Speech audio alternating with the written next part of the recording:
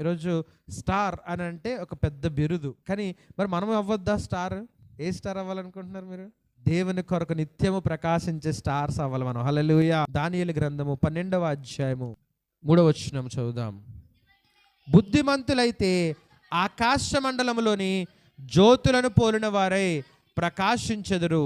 నీతి మార్గం అనుసరించి నడుచుకున్నట్లు ఎవరు అనేకులను త్రిప్పుదురో వారు నక్షత్రము వలె నిరంతరము ప్రకాశించెదరు.